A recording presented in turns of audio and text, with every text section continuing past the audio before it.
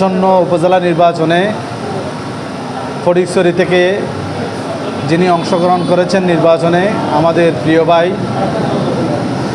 উত্তর জেলা ছাত্রলীগের সাবেক সভাপতি, বর্তমান উত্তর জেলা আওয়ামী লীগের সংগ্রামী সদস্য, তিনি আনারসপতিকে নির্বাচন করার জন্য ইতিমধ্যেই নমিনেশন সম্পন্ন করেছেন, প্রচারণায় অংশগ্রহণ করতেছেন। আজকে আমরা আমাদের ফটিকছড়ি সদরে বিবিরহাট বাজারে আমাদের মূল যে অফিস, আমাদের পরিচালনা পরিষদের সম্মানিত সভাপতি, ধর্মপুর ইউনিয়ন পরিষদের সাবেক চেয়ারম্যান,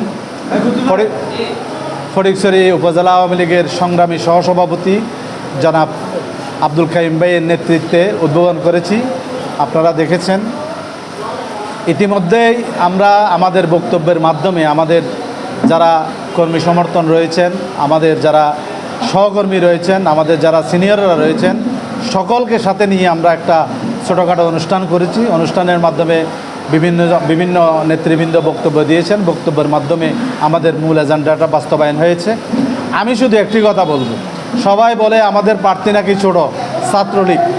আমি আপনাদের অবগতির জন্য জানাচ্ছি যে উনি ছাত্রলীগের প্রেসিডেন্ট ছিলেন, উত্তর জেলা আওয়ামী লীগের সভাপতি ছিলেন।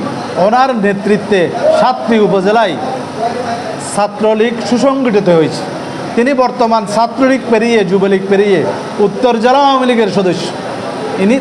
তিনি এখন ছাত্রলীগের সভাপতি না, তিনি এখন উত্তর জেলা আওয়ামী লীগের সদস্য। সুতরাং তাকে ছোট করে দেখার কোনো সুযোগ নেই। উনি আওয়ামী লীগের, বর্তমান উত্তর জেলা আওয়ামী লীগের সদস্য এবং ওনার নেতৃত্বে 7টি উপজেলায় ছাত্রলীগ সুসংগঠিত হয়েছে। তো ওনার বয়স এখন 40-এর উপরে। সুতরাং ওনাকে ছোটো ভাবলে হবে না, ওনার পর্যাপ্ত বয়স হয়েছে। উনি একজন উপজেলা চেয়ারম্যান হলে আমি মনে করি ফটিকছড়ির উন্নয়নের জন্য উনি যথেষ্ট ভূমিকা রাখতে পারবে। উনি একজন যুবক, এই যুবক এই ফটিকছড়ির আনাচে কানাচে যেতে পারবে। ওনার মাধ্যমে এই ফটিকছড়ির উন্নয়ন হবে, এটা আমি ব্যক্তিগতভাবে বিশ্বাস করি। এবং আমাদের যারা নেতৃবৃন্দরা রয়েছেন তারাও ওনার উপর আস্থা রেখেছেন। ইনশাআল্লাহ আমরা আজকে শুরু করেছি। আমরা আমাদের যারা প্রবীণ নেতৃবৃন্দ, আমাদের আওয়ামী লীগের নেতৃবৃন্দরা যারা রয়েছেন তাদেরকে নিয়েই আগামী 2-1 দিনের মধ্যে আমাদের পূর্ণাঙ্গ কমিটি, আমাদের ইউনিয়ন কমিটি আমরা ডিক্লারেশন দেব এবং 10-11 তারিখের মধ্যে আমরা একটা জনসভা করে আমরা সবাই একত্রিত হয়ে আমরা বখতিয়ার সাঈদ ইরানকে সবাই মিলে সমর্থন দেব।